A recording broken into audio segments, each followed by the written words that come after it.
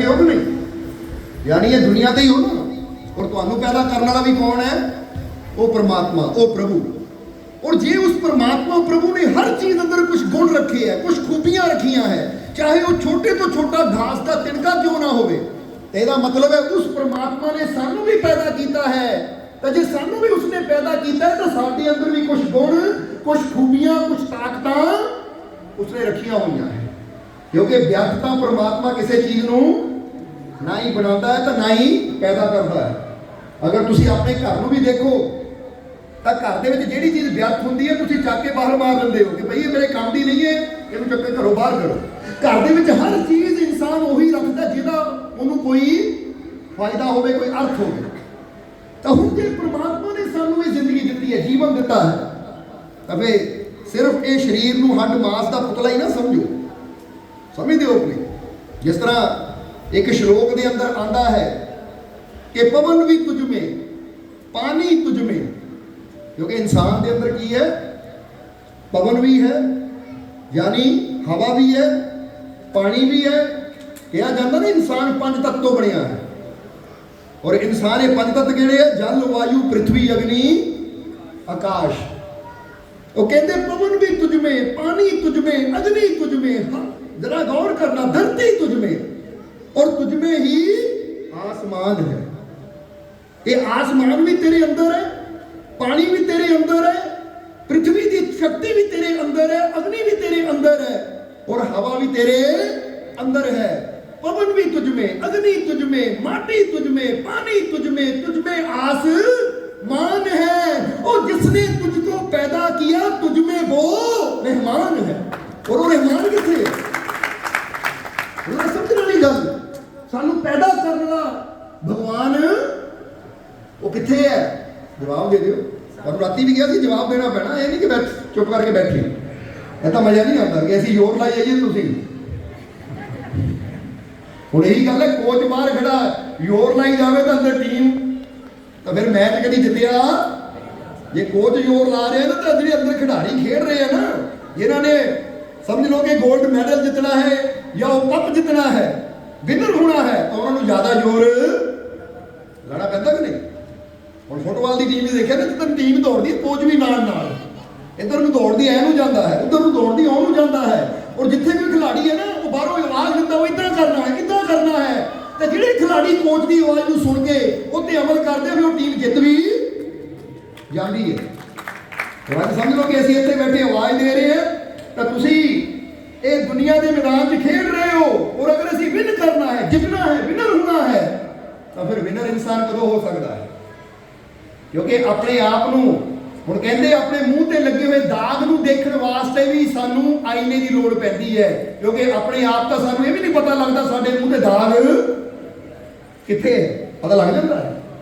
हुण तुहाडे मूँह ते कुछ लग जावे, तुसीं इदां नहीं देख सकदे, या तो कोई दूजा दसेगा तेरे मूँह ते की लगा है, या फिर तुहानू आईने की जरूरत पैंदी है। इसलिए तो सही बुल्ले शाह ने कहा है कि सत्संगत है आईना, बैठ करो श्रृंगार, पाँव में झांझर प्रेम की, गले सिदक का हार, सबर के कंगन पाई के पहुंचा यार के द्वार, ओ बुल्लिया मुर्शद नजर की तब पाया करतार। तो बुल्ले शाह ने करतार तक यानी परमात्मा तक पहुंचने वास्ते मुर्शद की जरूरत है। क्योंकि बुल्ले शाह ने शब्द कदों उच्चारण किया?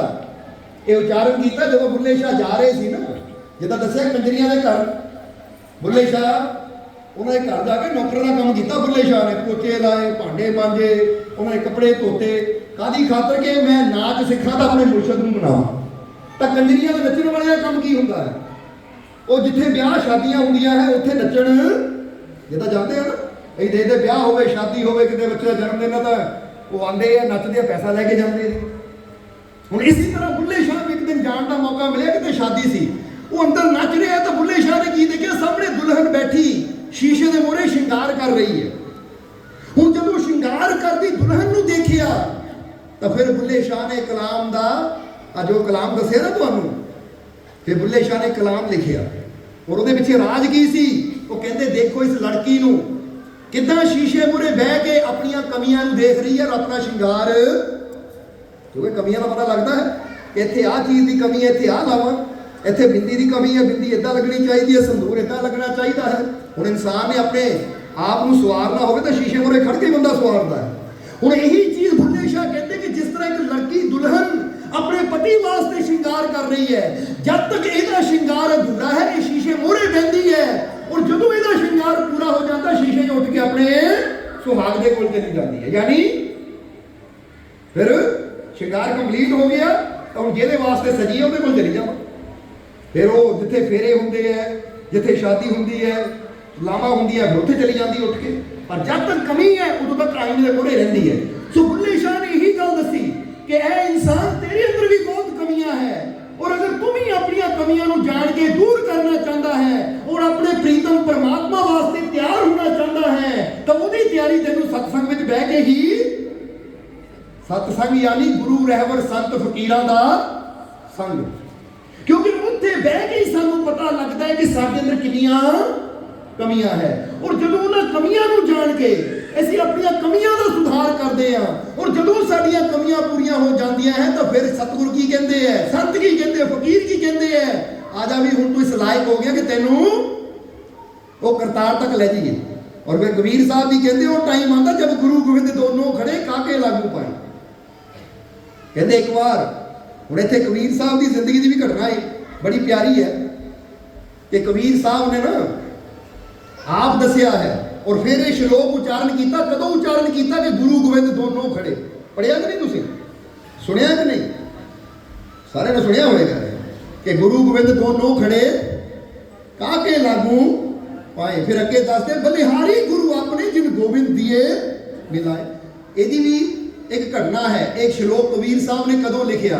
ਕਬੀਰ ਸਾਹਿਬ ਦੱਸਦੇ ਕਿ ਇੱਕ ਦਿਨ ਮੈਂ ਸੋ ਰਿਹਾ ਸੀ ਤਾਂ ਸੁਪਨੇ 'ਚ ਮੈਂ ਕੀ ਦੇਖਿਆ? ਸੁਪਨੇ 'ਚ ਮੈਂ ਦੇਖਿਆ ਕਿ ਮੈਂ ਬੈਠਾ ਹਾਂ ਔਰ ਮੇਰੇ ਸਾਹਮਣੇ ਗੁਰੂ ਔਰ ਪਰਮਾਤਮਾ ਭਗਵਾਨ ਦੋਨੇ ਆ ਕੇ ਖੜੇ ਹੋ ਗਏ। ਇਹ ਘਟਨਾ ਬਾਰੇ ਸੁਣਿਆ ਨਹੀਂ ਕਬੀਰ ਸਾਹਿਬ ਦੇ ਜੀਵਨ ਦੀ ਸਾਖੀ? ਚਲੋ ਅੱਜ ਸੁਣਾ ਦਈਏ ਤੁਹਾਨੂੰ। ਕਹਿੰਦੇ ਕਬੀਰ ਸਾਹਿਬ ਨੇ ਕਿਹਾ ਇੱਕ ਦਿਨ ਮੈਂ ਬੰਦਗੀ ਕੀਤੀ, ਸਿਮਰਨ ਕਰਕੇ ਲੇਟ ਗਿਆ। ਜਦੋਂ ਲੇਟਿਆ ਤਾਂ ਮੈਂ ਸੁਪਨੇ 'ਚ ਕੀ ਦੇਖਿਆ? ਕਹਿੰਦੇ ਇਸ ਤਰ੍ਹਾਂ ਲੱਗਦਾ ਸੀ ਸੁਪਨਾ ਨਹੀਂ ਹਕੀਕਤ ਹੈ ਕਿ ਗੁਰੂ ਵੀ ਹੈ ਔਰ ਸਾਹਮਣੇ ਭਗਵਾਨ ਵੀ ਹੈ, ਦੋਨੇ ਮੇਰੇ ਸਾਹਮਣੇ ਖੜੇ। ਹੁਣ ਜਦੋਂ ਦੋਨੇ ਮੇਰੇ ਸਾਹਮਣੇ ਹੈ ਔਰ ਮੈਂ ਉਹਨਾਂ ਨੂੰ ਦੇਖਿਆ, ਮੈਂ ਉੱਠਿਆ। ਜਦੋਂ ਉੱਠ ਕੇ ਮੈਂ ਚੱਲਣ ਲੱਗਾ ਮੇਰੇ ਮਨ 'ਚ ਸੀ ਜਾਵਾਂ ਕਿੱਧਰ? ਇੱਕ ਪਾਸੇ ਭਗਵਾਨ ਹੈ, ਦੂਜੇ ਪਾਸੇ ਮੇਰਾ ਗੁਰੂ ਹੈ। ਹੁਣ ਜਾਵਾਂ ਕਿੱਧਰ? ਜਦੋਂ ਜਾਣ ਬਾਰੇ ਸੋਚਿਆ ਮੈਂ ਗੁਰੂ ਵੱਲ ਨੂੰ ਪਹਿਲਾਂ ਜਾਣ ਲੱਗਾ ਤਾਂ ਗੁਰੂ ਨੇ ਇਸ਼ਾਰਾ ਕੀਤਾ ਉੱਧਰ ਜਾ, ਭਗਵਾਨ ਹੈ ਭਗਵਾਨ। ਯਾਨੀ ਗੁਰੂ ਨੇ ਖੜੇ ਖੜੇ ਨੇ ਇਸ਼ਾਰਾ ਕੀਤਾ ਉੱਧਰ ਉੱਧਰ। ਕਹਿੰਦੇ ਮੈਂ ਜਦੋਂ ਭਗਵਾਨ ਵੱਲ ਨੂੰ ਜਾਣ ਲੱਗਾ ਤਾਂ ਭਗਵਾਨ ਨੇ ਇਸ਼ਾਰਾ ਕੀਤਾ ਇੱਧਰ ਨਹੀਂ ਉੱਧਰ। ਕਬੀਰ ਸਾਹਿਬ ਕਹਿੰਦੇ ਮੈਂ ਜਦੋਂ ਆਪਾਂ ਕਹਿੰਦੇ ਮੈਂ ਕਨਫਿਊਜ਼ ਹੋ ਗਿਆ, ਬੜਾ ਪਰੇਸ਼ਾਨ ਹੋ ਗਿਆ, ਸਮਝ ਨਾ ਆਵੇ। ਉਹ ਉੱਧਰ ਜਾਂਦਾ ਉਹ ਇਸ਼ਾਰਾ ਕਰਦਾ ਇੱਧਰ ਜਾ, ਇੱਧਰ ਜਾਂਦਾ ਉਹ ਇਸ਼ਾਰਾ ਕਰਦਾ ਉੱਧਰ ਜਾ। ਅਗਰ ਸਮਝਣਾ ਤਾਂ ਉਸ ਵੇਲੇ ਜਦੋਂ ਕਹਿੰਦੇ ਮੈਂ ਭਗਵਾਨ ਨੇ ਕਿਹਾ ਉੱਧਰ ਤਾਂ ਮੈਂ ਫਿਰ ਗੁਰੂ ਵੱਲ ਜਾਣ ਲੱਗਾ ਤਾਂ ਗੁਰੂ ਨੇ ਫਿਰ ਕਿਹਾ ਨਹੀਂ ਉੱਧਰ ਜਾ। ਜਦੋਂ ਫਿਰ ਭਗਵਾਨ ਵੱਲ ਗਿਆ ਤਾਂ ਭਗਵਾਨ ਨੇ ਕਿਹਾ, ਜਰਾ ਗੌਰ ਕਰਨਾ, ਭਗਵਾਨ ਨੇ ਫਿਰ ਕਿਹਾ ਉਹ ਭਾਈ ਉੱਧਰ ਜਾ। ਮੈਂ ਚਾਹੇ ਭਗਵਾਨ ਆ ਪਰ ਮੈਨੂੰ ਇੱਥੇ ਲੈ ਕੇ ਤਾਂ ਤੇਰਾ ਗੁਰੂ ਹੀ ਆਇਆ ਨਾ। ਯਾਨੀ ਇੱਥੇ ਤੱਕ ਤਾਂ ਗੁਰੂ ਹੀ ਲੈ ਕੇ ਆਇਆ। ਜੇ ਗੁਰੂ ਨਾ ਹੁੰਦਾ ਤਾਂ ਮੈਂ ਤੇਰੇ ਸਾਹਮਣੇ ਕਿੱਦਾਂ ਆਣਾ ਸੀ? ਹੁਣ ਕਹਿੰਦੇ ਜਦੋਂ ਭਗਵਾਨ ਨੇ ਗੱਲ ਕਹੀ ਕਿ ਇੱਥੇ ਤੱਕ ਲੈ ਕੇ ਤਾਂ ਗੁਰੂ ਆਇਆ, ਗੁਰੂ ਵੱਲ ਜਾ। ਮੈਂ ਗੁਰੂ ਵੱਲ ਗਿਆ ਤਾਂ ਉਸਨੇ ਗੁਰੂ ਨੇ ਕਿਹਾ ਉਹ ਠੀਕ ਹੈ ਲੈ ਕੇ ਮੈਂ ਆਇਆ, ਲੈ ਕੇ ਵਿਸ਼ਦ ਮੈਂ ਇੱਥੇ ਆਇਆ ਹਾਂ ਪਰ ਤੈਨੂੰ ਬਣਾਇਆ ਤਾਂ ਭਗਵਾਨ ਨਹੀਂ ਹੈ ਇਸ ਲਈ ਭਗਵਾਨ ਨਾਲ ਜਾ। ਮੈਂ ਫਿਰ ਹੈਰਾਨ। ਉਹ ਕਹਿੰਦੇ ਲੈ ਕੇ ਆਇਆ ਉੱਧਰ ਜਾ, ਉਹ ਕਹਿੰਦੇ ਬਣਾਇਆ ਤੈਨੂੰ ਇਸਨੇ ਇੱਧਰ ਜਾ। ਕਹਿੰਦੇ ਫਿਰ ਜਦੋਂ ਗੁਰੂ ਨੇ ਕਿਹਾ ਮੈਂ ਲਿਆਇਆ ਜ਼ਰੂਰ ਹੈ ਭਗਵਾਨ ਨੂੰ ਤੇਰੇ ਤੱਕ ਪਰ ਬਣਾਇਆ ਤਾਂ ਤੈਨੂੰ ਭਗਵਾਨ ਨੇ ਇਸ ਲਈ ਉੱਧਰ ਜਾ। ਜਦੋਂ ਮੈਂ ਉੱਧਰ ਜਾਣ ਲੱਗਾ ਉਹ ਭਗਵਾਨ ਨੇ ਕਿਹਾ ਗੱਲ ਜੇ ਸੁਣਨਾ ਮੇਰੀ, ਇੱਧਰ ਨਾ ਗੁਰੂ ਵੱਲ ਹੀ ਜਾ। ਤਾਂ ਕਹਿੰਦੇ ਮੈਂ ਕਬੀਰ ਸਾਹਿਬ ਕਹਿੰਦੇ ਹੱਥ ਜੋੜਦੇ ਭਗਵਾਨ ਇਹ ਕੀ ਹੈ? ਉੱਧਰ ਜਾਂਦਾ ਉਹ ਕਹਿੰਦੇ ਭਗਵਾਨ ਨੇ ਤੈਨੂੰ ਬਣਾਇਆ ਉੱਧਰ ਜਾ। ਤੁਹਾਡੇ ਵੱਲ ਜਾਂਦਾ ਉਹ ਕਹਿੰਦੇ ਤੈਨੂੰ ਲੈ ਕੇ ਤਾਂ ਗੁਰੂ ਹੀ ਆਇਆ, ਗੁਰੂ ਵੱਲ ਜਾ। ਤਾਂ ਹੁਣ ਮੈਂ ਕੀ ਕਰਾਂ? ਤਾਂ ਭਗਵਾਨ ਕਹਿੰਦੇ ਗੱਲ ਸੁਣ, ਤੈਨੂੰ ਗੁਰੂ ਵੱਲ ਹੀ ਜਾਣਾ ਪਏਗਾ। ਕਾਰਨ ਕੀ ਹੈ ਕਿ ਮੇਰੇ ਘਰ ਦਾ ਇੱਕ ਨਿਯਮ ਹੈ, ਕਿਉਂਕਿ ਮੇਰੇ ਘਰ ਦਾ ਨਿਯਮ ਇਹ ਹੈ ਕਿ ਇੱਥੇ ਜੈਸਾ ਬੰਦਾ ਕਰਮ ਕਰਦਾ ਉਹਨੂੰ ਫਲ ਵੀ ਵੈਸਾ ਹੀ ਮਿਲਦਾ। ਜਿੱਦਾਂ ਕਹਿੰਦੇ ਨਾ ਜੈਸੀ ਕਰਨੀ ਜਾਂ ਆਂਦਾ ਵੀ ਨਾ ਉੱਥੇ ਅਮਲਾਂ ਦੇ ਹੁਣੇ ਨੇ ਨਵੇੜੇ ਕਿਸੇ ਨਹੀਂ ਤੇਰੀ। ਕਿ ਮੇਰੇ ਘਰ ਦਾ ਇੱਕ ਨਿਯਮ ਹੈ ਇੱਥੇ ਨਾ ਜਾਤ ਦੇਖੀ ਜਾਂਦੀ ਹੈ, ਨਾ ਧਰਮ ਦੇਖਿਆ ਜਾਂਦਾ ਹੈ। ਇੱਥੇ ਨਾ ਅਮੀਰ ਦੇਖਿਆ ਜਾਂਦਾ, ਨਾ ਗਰੀਬ ਦੇਖਿਆ ਜਾਂਦਾ ਹੈ। ਇੱਥੇ ਜਿੱਦਾਂ ਦੇ ਬੰਦੇ ਦੇ ਕਰਮ ਹੁੰਦੇ ਹੈ, ਮੈਂ ਕਰਮਾਂ ਦੇ ਮੁਤਾਬਿਕ ਫਲ ਦਿੰਦਾ। ਜਿਹੜਾ ਅੱਛਾ ਕਰਮ ਕਰਕੇ ਆਏਗਾ ਉਹਨੂੰ ਅੱਛਾ ਫਲ ਮਿਲੇਗਾ, ਜਿਹੜਾ ਬੁਰਾ ਕਰਮ ਕਰਕੇ ਆਏਗਾ ਉਹਨੂੰ बुरा फल मिलेगा। इसलिए तू मेरे वाल आ रहे हो तो याद रख, मेरे करदा नहीं है मैं जैसा कर्म वैसा फल। और मेरे प्यारे को जा, यानी अपने गुरु को, क्योंकि वो बड़ा भोला है। भोला क्यों है भाई? गुरु को जा, क्योंकि गुरु वो साडे पाप नहीं देखता, साडे कर्म नहीं देखता, वो सिर्फ साडा प्यार देखता है। जो प्यार नाल ही असीं गुरु दे चरण फड़ लैंदे आ तो साडे पाप कर्म नूं आप ही धो के साफ करके वो सानू भगवान दे लायक बना दिंदा है। पहले हुण देख ले, मेरे को आएगा तो सीधे कर्म देखे जाएंगे, पर गुरु दे कोल जाएगा प्यार नाल तेरी सफाई पहला करेगा, तेनू मेरे लायक बनाएगा। जे तेरे पाप कर्म भी हुंदे है तो पहला तेरे को वो अच्छे कर्म करवाता है, मेडिटेशन ध्यान करवाता है, सिमरन करवाता है, या तेनू नेकी दे मार्ग ते चलाता है ताकि तेरी कर्मां दी सफाई कह दियो हो जावे। इसलिए कर्म साफ होंगे तो फिर ही मेरे नाल मुलाकात होएगी। तो जे पाप कर्म लेके आएगा पहला मैं हिसाब करना है, बाद चो मेरे तक पहुंचना है।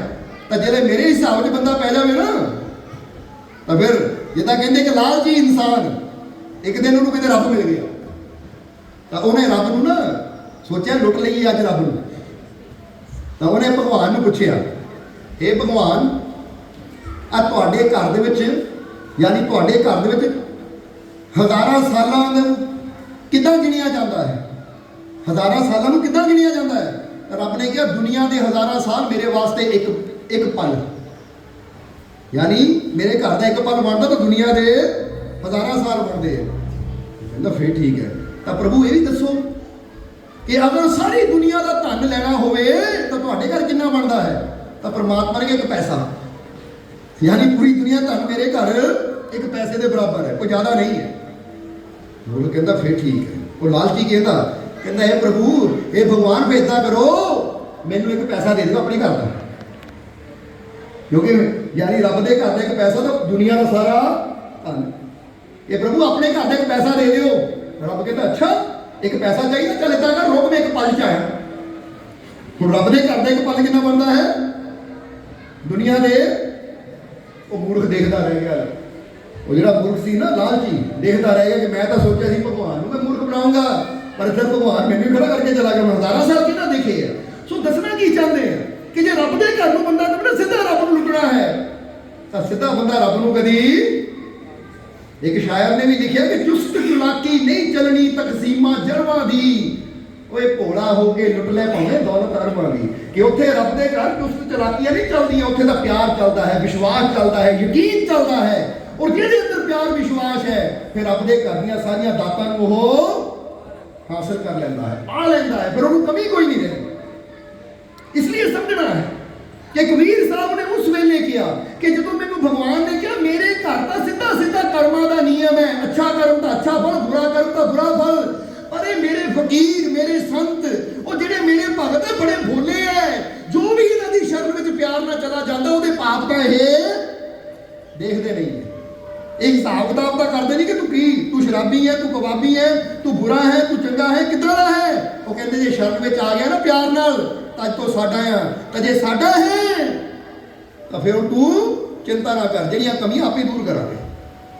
और फिर दूर किदां होंदियां है समझदे हो कि नहीं? आ शब्द आ वचन जो गुरुआं रहबरां दे वचन है, इन्हां नूं समझ के ही असीं जान के ही असीं अपने जीवन दी कमियां नूं दूर कर सकते। और यही गल बुल्ले शाह ने कही कि सत संगत है आई ना बैठ करो श्रृंगार। अज तुसीं सत्संग च बैठे हो तो ये ना सोचो सत्संग में बैठे, ये सोचो असीं एक शीशे के सामने बैठे जिथे बह के असीं अपनी कमियां नूं जानना है और इन्हां कमियां नूं समझ के अपनी कमियां नूं दूर करना है। क्योंकि जे साडे जीवन का श्रृंगार पूरा होएगा तो फिर ही असीं अपने प्रभु नूं पा सकते हैं। जिद्दां श्री गुरु रविदास जी ने कहा है बहुत जन्म बिछड़े थे माधो, तो कहते बहुत जन्म हो गए भटकदियां नूं, ओए हुण तां कुछ ऐसा कर लो कि जे जन्म तुम्हारे कि ये जन्म हुण भटकदियां ना गुजर जाए, ये जन्म हुण विछोड़े च ना गुजरे, बल्कि ये जन्म ऐसा होवे कि कुछ ऐसा कर जाइए कि साडी आत्मा की मुलाकात ये स्वामी परमात्मा नाल हो जाए, साडा जीवन सफल हो जाए। ਉਹਨੇ ਕਦੋਂ ਹੋਣਾ ਹੈ? ਜਦੋਂ ਆਪਣੀਆਂ ਕਮੀਆਂ ਨੂੰ ਸਮਝਾਂਗੇ। ਜਿਹੜਾ ਇੱਕ ਬੱਚਾ ਅਗਰ ਆਪਣੀਆਂ ਕਮੀਆਂ ਨੂੰ ਸਮਝੇਗਾ ਪੇਪਰਾਂ ਦੇ ਅੰਦਰ, ਔਰ ਉਹ ਕਮੀਆਂ ਨੂੰ ਦੂਰ ਕਰਕੇ ਪੇਪਰ ਪਾਏਗਾ, ਪਾਸ ਹੋਏਗਾ, ਤਾਂ ਫੇਰ ਹੀ ਅਗਲੀ ਕਲਾਸ ਵਿੱਚ ਜਾਏਗਾ ਕਿ ਨਹੀਂ? ਅਜੇ ਉਹ ਕਮੀਆਂ ਨਹੀਂ ਨਾ ਸਮਝੇ ਤਾਂ ਫਿਰ ਉਹ ਫੇਲ ਹੋ ਜਾਏਗਾ। ਜੇ ਫੇਲ ਹੋ ਗਿਆ ਤਾਂ ਅੱਗੇ ਕਦੀ ਵੱਧ, ਕਿਉਂਕਿ ਅੱਗੇ ਵਧਣ ਵਾਸਤੇ ਸਾਨੂੰ ਆਪਣੇ ਆਪ ਨੂੰ ਬੈਟਰ ਬਣਾਉਣਾ ਪਏਗਾ, ਆਪਣੇ ਆਪ ਨੂੰ ਬਿਹਤਰ ਬਣਾਉਣਾ ਪਏਗਾ। ਔਰ ਜਿੰਨਾ ਅਸੀਂ ਬਿਹਤਰ ਹੁੰਦੇ ਚਲੇ ਜਾਂਦੇ ਹਾਂ, ਉਹਨੇ ਰੱਬ ਦੀਆਂ ਰਹਿਮਤਾਂ ਦੇ ਨੇੜੇ ਵੀ ਹੁੰਦੇ ਚਲੇ ਜਾਂਦੇ ਹਾਂ। ਇਸ ਲਈ ਸਮਝਣਾ, ਇਸ ਲਈ ਬੁੱਲੇ ਸ਼ਾਹ ਨੂੰ ਕਹਿਣਾ ਪਿਆ ਕਿ ਸਤ ਸੰਗਤ ਹੈ ਆਈਨਾ ਬੈਠ ਕਰੋ ਸ਼ਿੰਗਾਰ। ਹੁਣ ਸ਼ਿੰਗਾਰ ਕਿਹੜਾ ਕਰਨਾ ਹੈ? ਸਤਸੰਗ ਦੇ ਵਿੱਚ ਬਹਿ ਕੇ ਸਭ ਤੋਂ ਪਹਿਲਾਂ ਸ਼ਿੰਗਾਰ ਤਾਂ ਇਹ ਕਰਨਾ ਹੈ। ਕਿਹੜਾ ਸ਼ਿੰਗਾਰ? ਕਿ ਬੈਠ ਕਰੋ ਸ਼ਿੰਗਾਰ। ਔਰ ਕਿਹੜਾ ਸ਼ਿੰਗਾਰ ਕਰਨਾ? ਪਾਉ ਮੇ ਝਾਂਜਰ ਪ੍ਰੇਮ ਕੀ। ਹੁਣ ਜਦ ਦੱਸਿਆ ਨਾ, ਦੁਲਹਨ ਸ਼ੀਸ਼ੇ ਮੂਹਰੇ ਬਹਿ ਕੇ ਆਪਣੇ ਪੈਰ 'ਚ ਝਾਂਜਰਾਂ ਪਾਉਂਦੀ ਹੈ, ਹੱਥਾਂ 'ਚ ਕੰਗਣ ਪਾਉਂਦੀ ਹੈ, ਗਲੇ 'ਚ ਹਾਰ ਪਾਉਂਦੀ ਹੈ, ਸਿੰਦੂਰ, ਬਿੰਦੀ, ਟਿੱਕਾ ਜੋ ਵੀ ਹੁੰਦਾ ਸਭ ਕੁਝ ਲਗਾਉਂਦੀ ਹੈ।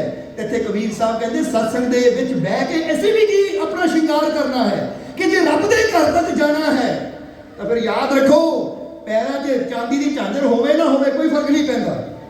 ਪੈਰਾਂ 'ਚ ਸੋਨੇ ਚਾਂਦੀ ਦੀ ਝਾਂਜਰ ਹੋਵੇ ਨਾ ਹੋਵੇ ਕੋਈ ਫਰਕ ਨਹੀਂ ਪੈਂਦਾ। ਪਰ ਜੇ ਰੱਬ ਨੂੰ ਪਾਣਾ ਹੈ ਤਾਂ ਸਾਡੇ ਪੈਰਾਂ 'ਚ ਪ੍ਰੇਮ ਦੀ ਝਾਂਜਰ ਹੋਣੀ ਜ਼ਰੂਰੀ ਹੈ। ਕਿਉਂਕਿ ਪ੍ਰੇਮ ਦੀ ਝਾਂਜਰ ਦੀ ਉਹ ਝਣਕਾਰ ਹੈ ਕਿ ਜਦੋਂ ਪ੍ਰੇਮ ਦੀ ਆਵਾਜ਼ ਆਉਂਦੀ ਹੈ ਨਾ, ਛਣ ਛਣ ਹੁੰਦੀ ਹੈ ਪ੍ਰੇਮ ਦੀ। ਯਾਨੀ ਤਾਂ ਹੀ ਤਾਂ ਕਿਹਾ ਗਿਆ ਜਿਨ ਪ੍ਰੇਮ ਕੀ ਉਹ ਕਿਹੜਾ ਪਾਇਆ ਪਰਮਾਤਮਾ ਨੇ। ਹੁਣ ਗੁਰੂ ਰਹਿਬਰ ਬਹੁਤ ਕੁਝ ਕਹਿ ਸਕਦੇ ਸੀ ਕਿ ਜਿਹਨੇ ਇੰਨੀ ਪ੍ਰਾਪਰਟੀ ਜੋੜੀ ਉਹਨੂੰ ਪ੍ਰਭੂ ਨੂੰ ਪਾਇਆ, ਜਿਹਨੇ ਆਪ ਪੂਜਾ ਕੀਤੀ, ਜਿਹਨੇ ਤੀਰਥ ਯਾਤਰਾ ਕੀਤੀ, ਜਿਹਨੇ ਹਜ ਕੀਤਾ, ਜਿਹਨੇ ਨਮਾਜ਼ਾਂ ਪੜੀਆਂ, ਉਹਨੇ ਪ੍ਰਭੂ ਨੂੰ ਪਾਇਆ। ਪਰ ਨਹੀਂ, ਉਹਨਾਂ ਨੇ ਗੱਲ ਤੀਰਥਾਂ ਦੀ ਨਹੀਂ ਕੀਤੀ, ਪਹਾੜਾਂ ਦੀ ਨਹੀਂ ਕੀਤੀ, ਪੂਜਾ ਨਮਾਜ਼ਾਂ ਦੀ ਨਹੀਂ ਕੀਤੀ, ਹੱਜਾਂ ਦੀ ਨਹੀਂ ਕੀਤੀ, ਯਾਤਰਾਵਾਂ ਦੀ ਨਹੀਂ ਕੀਤੀ, ਗੱਲ ਕੀਤੀ ਪ੍ਰੇਮ ਦੀ। ਕਿਉਂਕਿ ਪ੍ਰੇਮ ਦਾ ਅੰਦਰ ਹੋਣਾ ਬਹੁਤ ਹੀ, ਇਸ ਲਈ ਤਾਂ ਇਹ ਜਿੰਨੇ ਵੀ ਸੰਸਾਰ ਦੀ ਰਚਨਾ ਹੋਈ ਹੈ ਨਾ, ਇਹ ਹਰ ਚੀਜ਼ ਪ੍ਰੇਮ ਤੋਂ ਹੀ ਹੋਈ ਹੈ। ਕਿਉਂਕਿ ਪ੍ਰਮਾਤਮਾ ਨੇ ਪ੍ਰੇਮ ਕੀਤਾ ਤਾਂ ਪ੍ਰੇਮ ਤੋਂ ਹੀ ਹਰ ਚੀਜ਼ ਪੈਦਾ ਹੋਈ ਹੈ। ਇਸ ਲਈ ਸਮਝਣਾ ਜ਼ਰਾ ਸਾਰਿਆਂ। ਸੋ ਤਾਂ ਹੀ ਕਿਹਾ ਕਿ ਅਗਰ ਜੀਵਨ ਦੇ ਵਿੱਚ ਸਾਨੂੰ ਕਾਮਯਾਬੀ, ਖੁਸ਼ੀ, ਪ੍ਰਮਾਤਮਾ ਚਾਹੀਦਾ ਤਾਂ ਸਭ ਤੋਂ ਪਹਿਲੀ ਸ਼ਰਤ ਹੈ ਕਿ ਸਾਡੇ ਜੀਵਨ 'ਚ ਪ੍ਰੇਮ ਦਾ ਹੋਣਾ ਬਹੁਤ ਹੀ ਜ਼ਰੂਰੀ ਹੈ। ਬਿਨਾਂ ਪ੍ਰੇਮ ਤੋਂ ਅਸੀਂ ਪ੍ਰਮਾਤਮਾ ਨੂੰ ਜਾਂ ਕਾਮਯਾਬੀ ਦੀ ਮੰਜ਼ਿਲ ਨੂੰ ਪਾ ਨਹੀਂ ਸਕਦੇ। ਹੁਣ ਇਹਨੂੰ ਦੁਨਿਆਵੀ ਤੌਰ ਤੇ ਵੀ ਸਮਝੋ ਕਿ ਜੇ ਦੁਨਿਆਵੀ ਤੌਰ ਤੇ ਵੀ ਅਸੀਂ ਕਾਮਯਾਬ ਹੋਣਾ ਚਾਹੁੰਦੇ ਹਾਂ ਨਾ, ਬਿਜ਼ਨਸ ਵਿੱਚ ਕਾਮਯਾਬ ਹੋਣਾ, ਤਾਂ ਸਾਨੂੰ ਬਿਜ਼ਨਸ ਨਾਲ ਪ੍ਰੇਮ ਕਰਨਾ। ਹੁਣ ਬੰਦਾ ਕਹੇ ਮੈਨੂੰ ਆਪਣਾ ਕੰਮ ਹੀ ਪਸੰਦ ਹੈ ਨਹੀਂ, ਮੈਂ ਇਹ ਕੰਮ ਨੂੰ ਲਾਈਕ ਨਹੀਂ ਕਰਦਾ, ਤਾਂ ਜਿਹੜੇ ਕੰਮ ਨੂੰ ਤੂੰ ਲਾਈਕ ਨਹੀਂ ਕਰਦਾ ਉੱਥੇ ਬੈਸਟ ਨਹੀਂ ਕਰੇਗਾ ਤਾਂ ਤੂੰ ਉੱਥੇ ਕਦੀ ਸਕਸੈਸਫੁਲ ਹੋ ਹੀ ਨਹੀਂ ਸਕਦਾ। ਕਿਉਂਕਿ ਸਾਨੂੰ ਉਸੇ ਕੰਮ 'ਚ ਸਫਲਤਾ ਮਿਲਦੀ ਹੈ ਜਿਹੜੇ ਕੰਮ ਜਿਹਨੂੰ ਅਸੀਂ ਪਿਆਰ ਨਾਲ ਕਰੀਏ। ਇੱਥੇ ਫਿਰ ਕਵਾਂਗੇ ਜੇ ਸਤਸੰਗ 'ਚ ਵੀ ਬੈਠੇ ਹੋ ਨਾ, ਪਿਆਰ ਨਾਲ ਬੈਠੋ, ਕਿਉਂਕਿ ਪਿਆਰ ਨਾਲ ਬੈਠੋਗੇ ਤਾਂ ਆਓਗੇ ਕੁਝ ਹੋਰ, ਤਾਂ ਘਰ ਨੂੰ ਜਾਓਗੇ ਕੁਝ, ਪਰ ਜੇ ਮਜਬੂਰੀ ਜਾਓਗੇ ਤਾਂ ਫਿਰ ਆਂਦਾ ਵੀ ਬੰਦਾ ਉਦਾਂ ਦੀ, ਚਲਾ ਵੀ ਉਦਾਂ ਦਾ ਜਾਂਦਾ ਹੈ। ਇਸ ਲਈ ਕੰਮ ਹੋਵੇ, ਚਾਹੇ ਮੈਡੀਟੇਸ਼ਨ ਹੋਵੇ, ਧਿਆਨ ਹੋਵੇ, ਸਿਮਰਨ ਹੋਵੇ, ਕੋਈ ਵੀ ਕੰਮ ਮਜਬੂਰੀ 'ਚ ਨਾ ਕੀਤਾ ਜਾਵੇ, ਕਿਉਂਕਿ ਸਾਨੂੰ ਉਸੇ ਕੰਮ ਦੀ ਸਫਲਤਾ ਮਿਲਦੀ ਹੈ। ਉਹੀ ਕੰਮ ਸਾਨੂੰ ਕਾਮਯਾਬ ਕਰਦਾ ਜਿਹੜੇ ਕੰਮ ਨੂੰ ਅਸੀਂ ਦਿਲੋਂ ਖੁਸ਼ੀ ਨਾਲ, ਪਿਆਰ ਨਾਲ ਕਰਦੇ ਹਾਂ। ਸਮਝਦੇ ਹੋ? ਇਸ ਲਈ ਪਿਆਰ ਹਰ ਜਗ੍ਹਾ ਜ਼ਰੂਰੀ ਹੈ, ਚਾਹੇ ਆਪਣੇ ਵਰਕ ਨੂੰ ਲੈ ਕੇ, ਕੰਮ ਨੂੰ ਲੈ ਕੇ ਹੈ, ਚਾਹੇ ਆਪਣੀ ਹੈਲਥ ਨੂੰ ਲੈ ਕੇ ਹੈ।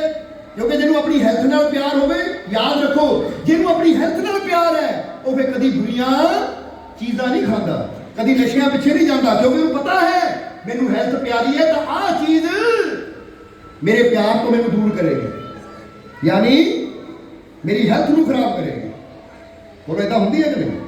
ਫਿਰ ਜਿਹੜੀ ਚੀਜ਼ ਮੇਰੀ ਹੈਲਥ ਵਾਸਤੇ ਚੰਗੀ ਹੈ, ਜੇ ਮੈਨੂੰ ਆਪਣੀ ਹੈਲਥ ਨਾਲ ਪਿਆਰ ਹੈ ਤਾਂ ਫਿਰ ਬੰਦਾ ਉਹੀ ਕੰਮ ਕਰਨ ਦੀ ਕੋਸ਼ਿਸ਼ ਕਰਦਾ, ਕਿਉਂਕਿ ਫਿਰ ਸਵਾਦ ਨਹੀਂ ਦੇਖੇ ਜਾਂਦੇ, ਫਿਰ ਇਹ ਦੇਖਿਆ ਜਾਂਦਾ ਕਿ ਇਹ ਚੀਜ਼ ਮੇਰੀ ਸਿਹਤ ਵਾਸਤੇ ਅੱਛੀ ਹੈ ਜਾਂ ਨਹੀਂ। ਸਮਝ ਆ ਗਈ ਕਿ ਨਹੀਂ? ਤਾਂ ਜਿਹਨੂੰ ਆਪਣੀ ਹੈਲਥ ਨਾਲ ਪਿਆਰ ਹੀ ਨਾ ਹੋਵੇ, ਉਹਨੂੰ ਹੁਣ ਆਉਣ ਦਿਓ ਜੋ ਆਉਂਦਾ ਹੈ, ਆਉਣ ਦੇ ਵੀ ਕੋਈ ਗੱਲ ਨਹੀਂ, ਕਿਉਂਕਿ ਇਹ ਪਿਆਰ ਨਹੀਂ ਹੈ। ਜਿਹਦੇ ਨਾਲ ਸਾਨੂੰ ਪਿਆਰ ਨਹੀਂ, ਉਹਦੀ ਫਿਕਰ ਵੀ ਕਦੀ ਅਸੀਂ ਕਰਦੇ ਹਾਂ। ਫਿਰ ਜਵਾਬ ਦੇਣਾ ਥੋੜਾ ਜਿਹਾ, ਜਿਹਦੇ ਨਾਲ ਪਿਆਰ ਹੋਏਗਾ। ਸੋ ਅਗਰ ਕੰਮ ਵਿੱਚ, ਬਿਜ਼ਨਸ ਵਿੱਚ ਤਰੱਕੀ ਕਰਨੀ ਹੈ ਤਾਂ ਬਿਜ਼ਨਸ ਨਾਲ ਪਿਆਰ ਕਰਨਾ ਸ਼ੁਰੂ ਕਰੋ ਕਿ ਮੈਂ ਇਹਨੂੰ ਪਿਆਰ ਕਰਨਾ ਹੈ। ਪਰ ਇਹਦਾ ਮਤਲਬ ਇਹ ਵੀ ਨਹੀਂ ਕਿ ਬਿਜ਼ਨਸ ਨੂੰ ਇੰਨਾ ਪਿਆਰ ਕਰੀਏ ਘਰ ਪਰਿਵਾਰ ਨਹੀਂ ਭੁੱਲ ਜਾਈਏ। ਯਾਨੀ ਜਿੰਨਾ ਚਿਰ ਕੰਮ ਕਰ ਰਹੇ 8 ਘੰਟੇ ਕੰਮ ਹੈ, 9 ਘੰਟੇ ਕੰਮ ਹੈ, ਤਾਂ ਪੂਰੇ ਪਿਆਰ ਨਾਲ ਕਰੋ, ਖੁਸ਼ੀ ਨਾਲ ਕਰੋ। ਜਦੋਂ ਕਰਕੇ ਘਰ ਆਉਂਦੇ ਤਾਂ ਬੱਚਿਆਂ ਨੂੰ ਵੀ ਪਿਆਰ ਕਰਨਾ ਹੈ। फिर परिवार नाल भी प्यार करना है और उसके नाल फिर सवेरे अमृत वेले उठ के थोड़ी देर चाहे बैठिए पर अपने रब की याद में जरूर बैठिए, क्योंकि जिसने परिवार दिता, कामकार करने की शक्ति दी, उन्होंने भी कहो क्या मालिक मैनू तेरे नाल भी बहुत प्यार है, क्योंकि प्यार हर जगह काम आता है। सो पहला प्रभु नाल, फिर अपनी हेल्थ नाल और फिर परिवार नाल। ये क्यों कह रहे हैं?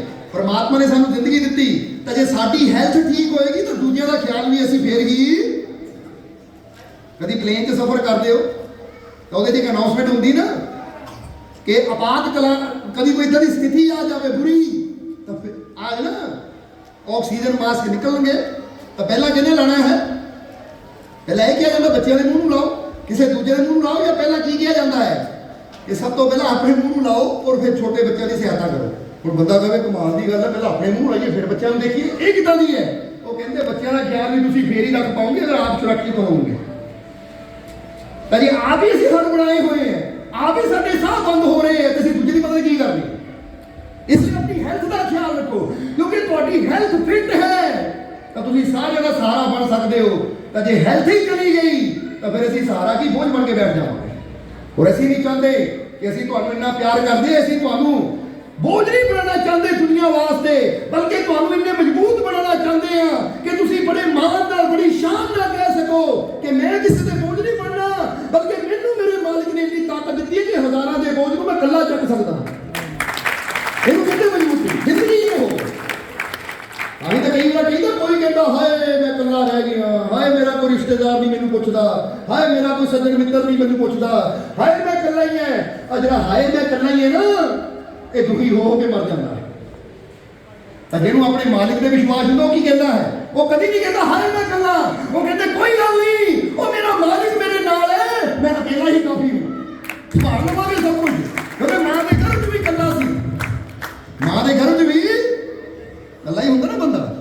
हाँ भाई ट्विंस होने तो गल होर है, पर समझाने की खातर मां के घर च भी कला, उत्थे मैनू मेरे मालिक ने संभालिया। वो कल चिता ते लेटना तो उत्थे भी मैं कल्ले ने लेटना, उत्थे भी मेरी आत्मा नूं ना संभालना है। तो जे जन्म तो पहला उन्हें मैनू संभालिया, मरण तो बाद उन्हें संभालना है। तो जेड़ा जन्म तो पहला संभाल सकता है, मरण तो बाद संभाल सकता, कि जीरे जी नहीं मैनू संभालेगा। मैनू विश्वास है मेरा मालिक मैनू जरूर, बोलो समझ दो, इनू कहते विश्वास, इनू कहते यकीन। फिर वो इंसान कभी अपने आप को कल्ला कहता ही नहीं है, वो कहते कोई नहीं, कोई साथ देवे ना देवे, पर एक शक्ति ऐसी है जी हमेशा मेरे। ताही तो एक गल कही थी मेरा मालिक मेरे, और जिदा कही थी ना जब मेरा मालिक मेरे साथ है तो डरने की काहदा डर, फिर काहदी चिंता। अज कई कह देंगे हैं कि लै भी ईश्वर ते आस्था करनी, रब ते विश्वास करना तो अंधविश्वास है। एक गल तुहानू कहना चाहांगे, इत्थे ना एडिसन के बारे जानते हो नहीं तुसीं? कौन सी एडिसन? जिन्होंने काहदी खोज की थी? बल्ब की खोज की थी। बहुत बड़े, उन्होंने सिर्फ बल्ब की खोज नहीं की, बहुत बड़े विज्ञानिक सी, उन्होंने कई होर आविष्कार किए, बहुत खोजा कीतियां, पर उन्होंने एक लाइन दस रहे हैं तुहानू, वो कहते ईश्वर पर आस्था अंधविश्वास नहीं है। अपनी लाइन की कहते एडिसन, ईश्वर पर आस्था अंधविश्वास नहीं है, बल्कि वो शक्ति है जो आपका विकास करती है। विकास का मतलब समझते हो ना? कहते ईश्वर ते विश्वास करना, यकीन रखना, ये अंधविश्वास नहीं जिदा कई कह देंगे लै वो जो रब नूं मनदा है, रब दे उत्ते विश्वास करता तो अंधविश्वासी है, तो मूर्ख है। तो हम देखो एडे बड़े साइंटिस्ट ने, एडे बड़े आविष्कारक ने की कहता, वो कहते ईश्वर ते भगवान ते आस्था रखनी अंधविश्वास नहीं है, बल्कि वो शक्ति है जो तुहाडा विकास करदी। विकास का मतलब जिदा कि छोटा जिहा बीज होंदा है ना, ਉਹਦਾ विकास होंदा तो फिर ही वृक्ष बनता है। एक छोटा जिहा बच्चा है, ਉਹਦਾ विकास होंदा तो फिर ही वो नौजवान के रूप च, और फिर ही अगे जाके बड़ी अवस्था में जाता है, क्योंकि विकास उदा ही होंदा है जिहड़ा ईश्वर ते विश्वास रखता है। सो शरीर नूं लैके असीं रब ते यकीन रखीए ना रखीए, कुदरत ने इहदा विकास करी जाना है, पर अपनी मानसिक दशा नूं लैके, अपनी खुशियां नूं लैके, अपनी शक्तियां नूं लैके असीं उदों ही विकास कर सकते हैं जदों उस रब ते विश्वास करांगे कि जिसने मैनू पैदा किया है वो बहुत शक्तिशाली है, तो जे उसने मैनू जिंदगी दी है तो उन्होंने मेरे अंदर भी बड़ियां शक्तियां रखिया है। जो इस विश्वास नाल असीं करते हैं तो फिर साडियां शक्तियां का विकास होता है। जरा समझना, इसलिए एक डॉक्टर होए अलेक्सिस कैरल, जिन्हों ने बड़िया मैडिकल साइंस खोजा की, तो उन्होंने सब तो बड़ा जो कहते हैं ना वर्ल्ड में सब तो बड़ा प्राइज है, पता किहड़ा है? जिहड़ा हर एक को नहीं मिलता, किसी खास नहीं मिलता। पता किसी को बारे? Nobel prize. नोबल प्राइज कहते सब तो उच्चतम पुरस्कार है जो किसी खास को दिता जाता है। और डॉक्टर अलेक्सिस कैरल ने मैडिकल साइंस के कोई शरीर को लैके इदां दे शोध किए, इदां दी खोजां कीतियां कि उन्होंने नोबल प्राइज मिलिया सी। पर देखो उन्होंने रब ते कितना विश्वास सी। एडे वड्डे डॉक्टर, एडे वड्डे साइंटिस्ट भी सी जिन्होंने मेडिकल साइंस कई खोजां कीतियां। उन्होंने की किया है? वो अपनी बाणी यानी अपने बाणी क्या हो जाता यानी अपने कलाम अपने शब्द अपनी लाइन च गल बड़ी प्यारी कहते हैं, क्योंकि जिहड़ी गल रब वल जाती है ना, वो समझ लो एक बाणी होंदी है जो सानू एक सही दिशा दिखाती है। सो अलेक्सिस कैरल एक लाइन में बड़ा प्यारा कहते हैं, कहते प्रार्थना और विश्वास मन के विटामिन से। प्रार्थना और विश्वास मन के विटामिन हैं, इनके बिना इंसान का स्वस्थ होना नामुमकिन है। हुण जरा गौर करो, एडे बड़े डॉक्टर ने यह नहीं किया कि भाई आ इंजेक्शन लाऊंगा तो तू स्वस्थ होना है, या आ गोली खाऊंगा तू स्वस्थ होना है, या आ विटामिन लाऊंगा तो स्वस्थ होना। कहते जितना बॉडी वास्ते विटामिन जरूरी होंगे है। बंदा कहता विटामिन सी की कमी है तो सी विटामिन सी की गोली खाते हैं, विटामिन डी की कमी है विटामिन डी की गोली खाते हैं, आयरन की कमी है आयरन की गोली खाते हैं। जितना शरीर के विटामिन घटते हैं तो असं गोली के नाल पूरे करते हैं। वो कहते मन के विटामिन किहड़े है? जरा जवाब दो, याद होया कि नहीं तुहानूं? दो ही तो विटामिन दसे हैं उन्होंने। केड़ी केड़ी गल कही है कि प्रार्थना और विश्वास। प्रार्थना यानी दुआ अरदास, जिन्होंने गुरुआ रहबरा ने भी कहा कि बिरथी कदे ना हो गई जन की अरदास, या जिहदे बारे आया है कि खुदा कबूल करता है हर वो दुआ जो दिल से होती है, मगर मुश्किल तो ये है जे बड़ी मुश्किल से होती है। कहते मुश्किल तो यही है कि दिलों दुआ होती बड़ी मुश्किल है, क्योंकि हुंदा की है इधर इंसान अरदास करता होंदा, ध्यान आ कौन चला गया, इधर कौन आ गया, कोई सुनता तो नहीं लगे, ध्यान तो फिर दुनिया वाले ही है। और रब के अरदास करो तो पूरे विश्वास ना कोई सुने ना सुने, मैनू परवाह कोई नहीं, बस जिन्हों मैं सुना रहा उसका सुनना जरूरी है। मैं अपने मालिक को सुना रहा और मैनू पूरा विश्वास है वो मेरी सुनेगा भी तो पूरी भी जरूर। ताई तो बाइबल के अंदर भी आता है विश्वास के साथ मांगो तुम्हें दिया जाएगा। ठीक कहते हैं जीसस, विश्वास के साथ मांगो तुम्हें दिया जाएगा। और विश्वास ना कहते मंगोगे तो वो घर चो मिलता जरूर है। हम जरा जवाब देना, तो बच्चा है तो आगे पापा मैंने चॉकलेट चाहिए है, हम सोचे पापा ने पता नहीं देनी कि नहीं देनी, या बंदा सोचे कि पापा को मंगनी नहीं, पता नहीं पापा ने मैंने लैके देनी कि नहीं देनी। हुण साडे वास्ते बच्चे वास्ते चॉकलेट बहुत बड़ी चीज़ है, पर वो पापा वास्ते बड़ी कह दो। हुण बच्चा एक छोटी जी गुड़िया वास्ते ही रोना शुरू कर दिंदा है। बच्चे वास्ते गुड़िया बहुत बड़ी चीज़ है, पर माँ बाप वास्ते वो की खिलौना जिहा की रोई जाता है पिछे। हट, माँ बाप कहते छोटी जी चीज़ पिछे रोई जाता, बड़ा बाप वास्ते छोटी है पर बच्चे वास्ते बहुत बड़ी है। इसी तरह जिहड़ी दुनिया में असीं कहते हैं ना वो आ चीज़ किद्दां मंगां तो बड़ी बहुत है, आ काम किद्दां होएगा तो बड़ा ही बहुत है। और जिहड़ी चीज़ को तुसीं बड़ा कहते हो जरा विश्वास ना उसको मंग के देखो, वो वास्ते तो खेल खिलौने आ, कहते लै आ देखो तो बड़ा समझदा है ही कुछ नहीं। क्योंकि जितना जितना हम फर्ज करो कि बच्चा 6 साल का है उसके वास्ते गुड़िया ही बहुत बड़ी है, पर वही बच्चा 18 साल का हो जाता ना उन्होंने वही गुड़िया दो आ लै वही गुड़िया जिहदे वास्ते 2 दिन रोटी नहीं तू खाधी सी, बड़ी जिद की सी, बड़ा रोया सी या बड़ी रोई सी, तू लै लै हसे मैंने भी कम बड़े बड़े हुण पता समझ बहुत बड़ी हो गई है। उसले में 6 साल की समझ सी, हुण 18 साल की समझ है। तो यही समझ जो 40 साल की हो जाएगी तो फिर वो हासा ना बेगी किहड़े कम च पिया सी, समझ हो नहीं, क्योंकि समझ बढ़ती है तो फिर पता लगता है जिन्होंने चीज़ों में बड़ा समझता सी तो है ही बड़िया छोटियां। अज जिन्होंने चीज़ों में असीं बड़ा समझते हैं वो साडे वास्ते बड़िया क्यों लगती है, क्योंकि साडी समझ बड़ी। और परमात्मा जिदा गुरबाणी कहता ना तू समर्थ वड्डा मेरी मत थोड़ी